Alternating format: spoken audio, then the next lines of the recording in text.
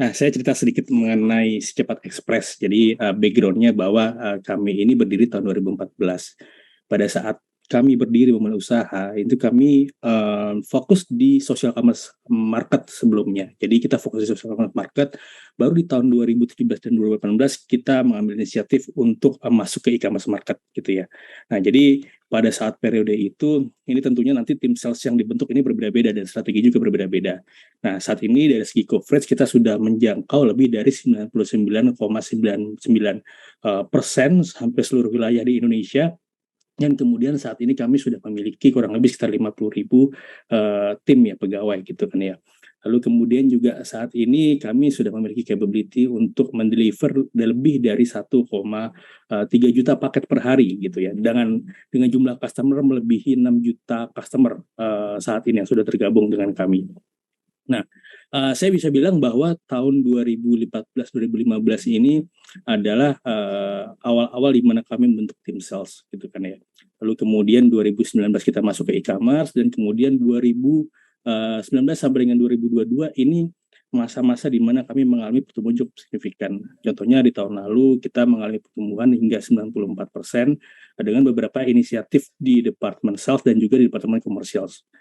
Nah, jadi ini hanya untuk menjelaskan sedikit mengenai bisnis kami. Jadi seperti yang diketahui dari Cepat Express ini adalah first mile dan last mile logistic company atau express delivery company, di mana kami juga melayani ada produk kargo, ada COD, ada regular, kemudian juga ada produk ekonominya. Nah, namun nggak hanya itu. Kami mengembangkan satu ekosistem yang terintegrasi semua di sektor logistik untuk meningkatkan stickiness para konsumen kami. Nah, kita ada warehousing, kemudian kita juga ada commerce enabler, kemudian kita punya multi platform SaaS gitu untuk membantu para seller atau customer kami untuk jualan di berbagai macam channel baik online atau offline. Kita juga ada freight forwarding, middle mile logistik, dan kita juga punya logistik infrastruktur company. Dan yang terakhir kita punya food platform, dan yang terakhir kita juga sudah masuk ke EV, electric vehicle business gitu ya. Ini adalah salah satu inisiatif kami untuk menunjang bisnis kami ke depannya. Nah, selain itu, seluruh integrasi dari semua anak usaha kami subsidiary ini difungsikan untuk mendukung kebutuhan customer di bidang logistik semua. Nah, ini saya sedikit bercerita bagaimana sekitar 3 tahun terakhir kami mengembangkan kita punya touch point, sales touch point. Jadi kalau yang paling sebelah kanan itu kita sekitar 1 tahun kebelakangan kita membentuk mendevelop satu super apps gitu, di mana saat ini para konsumen itu untuk mendeliver paket, mengirim paket itu nggak perlu repot-repot datang ke drop off point kita. Mereka cukup download aplikasi Cepat Super Apps. Dari situ nanti mereka bisa isi nama pengirim, nama penerima, berat paket, jenis paket, lalu kemudian cukup klik pick up. Nah, dengan klik pick up ini nanti kurir langsung datang ke rumah gitu ya. Nah, ini sebagai inisiatif pada masa pandemi kemarin di mana mobilitas itu sangat terbatas. Kita harus setup satu platform yang memudahkan masyarakat. Itu yang pertama yang sedang kita develop, dan ini akan terus mengalami perkembangan di sini. Nah, yang kedua, kita dalam 2-3 tahun terakhir ini mengembangkan drop off point secara masif ya. Caranya bagaimana? Tidak hanya drop off point yang kita kembangkan sendiri gitu dari si Cepat Express sendiri yang saat ini sudah 1.700 poin. Di sini kita juga bekerja sama dengan teman-teman di industri retail gitu ya. Nah, saat ini dalam waktu kurang dari 3 tahun kita berhasil untuk mendevelop lebih dari 8.800 drop off point di seluruh Indonesia. Nah, kita punya partner di industri retail, di situ ada Fastpay, ada Alfamart, ada Central Cargo, ada Telefast, ada SRC, dan juga salah satunya juga Shipper. Jadi di mana di titik-titik ini, di jaringan ini, para konsumen itu bisa mengakses service logistik kami. Nah, ini dalam waktu 3 tahun dengan kita API integration, kita punya network itu bisa berkembang sebegitu luas. Gitu. Mungkin tadi saya sedikit menyimak dari teman-teman dari Sampurna bahwa seorang pemilik toko kelontong itu dapat mendapatkan berbagai macam bisnis gitu kan ya di dalamnya untuk menunjang bisnisnya. Salah satunya ini dengan SRC kita ada di Secepat Point inisiatif ini gitu, dan ini sudah tersebar di seluruh Indonesia. Nah, ini mungkin saya lebih cerita mengenai bagaimana kita mendevelop tim sales di internal kita ya. Jadi seperti saya bilang tadi, 2014 kita punya tim sales yang fokus di social commerce customer, di mana mereka berjualan via Instagram, kemudian mereka berjualan via WhatsApp, via Facebook gitu ya. Pada saat itu e-commerce business itu masih dalam early stage gitu ya, di mana masih dominan melalui Instagram ataupun order langsung via WhatsApp. Nah, di sini kita bentuk tim sales social commerce gitu, dan itu masih berjalan sampai sekarang. Nah, berjalan waktu di tahun 2017 kita melihat bahwa potensinya tidak hanya di online seller. Ketika si cepat ini memiliki network yang sudah cukup luas, coverage cukup luas, kita berpikir bahwa kita udah waktunya memasuk ke segmen yang lain. Makanya 2017 ini kita bentuk tim corporate sales yang memaintain semua customer-customer corporate, pengiriman dokumen, terus kemudian pengiriman promotion material dan sebagainya, ini kita layani. Nah, di tahun 2017 dan 2018 ini masa transisi kita, di mana kita bertransformasi dari saya bisa bilang dulunya konvensional express delivery players menjadi tech enable end-to-end logistic players di sini 2017 hingga 2018. Di sini kita meningkatkan tech capability kita banyak melakukan API integration dengan para platform, para e-commerce partner gitu ya. Nah, di sini kita bentuk tim e-commerce sales.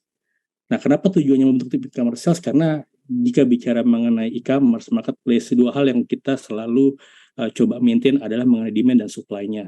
Supply dalam artian para merchant-nya, para online seller-nya, ini dipastikan untuk mengaktifkan jasa si cepat, gitu ya. Nah, dari sisi demand kita melakukan banyak kolaborasi gitu ya dengan para marketplace player untuk melakukan promosi dan lain sebagainya. Nah, dengan dua mekanisme ini maka bisa menunjang pertumbuhan kita sampai dengan tahun 2019 dan hingga sampai saat ini. Nah, namun di 2019 ada hal menarik yang kita lihat. Dulunya tim sales kami tersentral di Jabodetabek, tapi setelah kita melihat bahwa pertumbuhan e-commerce, pertumbuhan industri digital ini udah mulai masuk ke daerah, mulai masuk ke kota-kota non Jabodetabek dan Bandung gitu misalnya, kemudian di Surabaya, di Medan, di Malang gitu ya, di Semarang. Nah, ini mulai masih pertumbuhan para online seller. Di sini kita sudah mulai melakukan territory based sales gitu ya. Kita ekspansi semua tim sales kita ke kota-kota yang menurut kita potensial. Dan itu cukup menunjang. Kita bisa lihat bahwa pertumbuhan non e-commerce segmen saja dari tahun 2019 sampai 2022 kemarin kita lihat lebih dari 150%, dan kemudian pertumbuhan kita di e-commerce segmen sendiri dari tahun 2020 hingga 2021 itu mencapai 94%. Jadi dua segmen ini yang digital e-commerce kemudian offline juga semua bisa tertangkap dengan baik gitu ya dengan tim sales kita. Apa sih yang kita berikan sebenarnya gitu. Jadi beberapa hal yang kita berikan adalah pertama kita selalu berorientasi terhadap automation proses gitu. Jadi everything mengenai ordering yang sifatnya repetitif, kemudian tim sales ini kerjakan secara manual, kita automate semua. Kita sediakan untuk customer ada namanya si cepat shipping tools gitu. Jadi para customer yang ingin memanage semua shipmentnya sendiri, mereka bisa creating order dari satu dashboard, mereka bisa monitor order dari satu dashboard, kita berikan usernya, kita berikan passwordnya, dan mereka bisa create order dari situ. Dan itu banyak cukup bermanfaat untuk para sales kita dan para customer kita.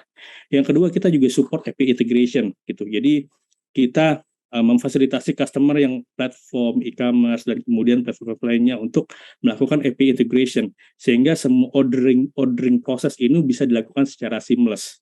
Nah, ini kurang lebih dari pre-sales automation proses yang sedang kita lakukan dan sudah kita lakukan. Bicara lagi mengenai automation mengenai after sales, tentunya di bidang jasa ini setelah ada pre-sales selalu ada after sales mengenai bagaimana khususnya di last mile delivery ini bagaimana pengiriman itu berlangsung, mana yang sudah selesai, mana yang belum, mana yang misalnya terjadi permasalahan, loss, damage dan sebagainya. Kita menyediakan satu dashboard untuk customer reporting system. Mereka bisa pantau semua after sales mereka, bagaimana kualitas pelayanan kita. Nah, untuk masyarakat umum kita juga menyediakan website tracking gitu ya. Nah, tracking ini nggak hanya dilakukan di website, tapi juga bisa dilakukan di super apps tadi. Nah, ini kurang lebih apa yang kita lakukan untuk bisa menunjang customer dengan meningkatkan productivity sales kita dengan mengurangi proses-proses yang manual tadi dengan menyediakan automation di dashboard ini. Nah, ini sedikit saja mengenai bagaimana kita memonitor apa namanya tim sales kita dan customer kita. Kita punya daily monitoring alert gitu ya, ketika misalnya ada customer yang downtrend dan uptrend itu ada alertnya semua, dan nggak perlu nunggu seminggu, nggak perlu nunggu sebulan, in daily basis kita bisa monitor. Jadi setiap manajernya pagi-pagi itu udah bisa memonitor bagaimana customer itu apakah ada yang kecewa dengan customer pelayanan kita, apakah customer gitu itu ada yang lagi downtrend, bisnisnya lagi lesu dan sebagainya. Kita bisa bantu mereka, kita bisa monitor dan kita bisa lakukan visit. Nah, ini mungkin dua slide terakhir aja apa yang kita coba bentuk. Jadi pertama kita mencoba tim sales kita itu menjadi tim sales yang responsible. Jadi bisa dibilang karena di industri jasa, saya bisa bilang setiap waktu ini tim sales kita itu bisa merespon ke customer gitu ya. Jadi ada jam after jam kerja, ketika misalnya mereka via WhatsApp gitu ya, mereka ada komplain dan sebagainya, kita sudah sediakan semua toolsnya, dan tim sales itu juga harus aktif untuk merespon. Lalu kemudian saya bilang tadi adaptif dan responsif, harus bisa selalu membaca trennya gitu ya. Trennya bagaimana pergerakan retail, bagaimana customer switch ke ke provider yang lain dan sebagainya. Dan kemudian selanjutnya honorable itu adalah bahwa kita harus punya customer sales team yang integrity. Yang dua terakhir adalah tim sales ini harus memiliki customer orientation dan juga teamwork. Jadi kita membiasakan di internal bahwa setiap leader itu harus bisa membantu timnya masing-masing. Ini mungkin yang terakhir aja apa yang kita lakukan. Pertama, kita selalu melakukan monthly performance review. Monthly performance review ini kita lakukan terhadap setiap individu tim sales dan tim di dalamnya. Lalu kemudian kita juga memaintain customer yang downtrend dan uptrend. Lalu yang churn juga kita monitor. Kita juga memberikan banyak marketing support gitu ya. Seperti misalnya ada promotion di IG Instagram kami, di YouTube kami, kemudian support marketing impact dan sebagainya. Dan terakhir ini kita selalu memberikan regular performance meeting, karena di industri jasa ini produk kita adalah quality service kita gitu. Jadi kita harus memastikan setiap quality service kita itu baik, sehingga customer bisa dipastikan bahwa mereka puas memakai jasa kita.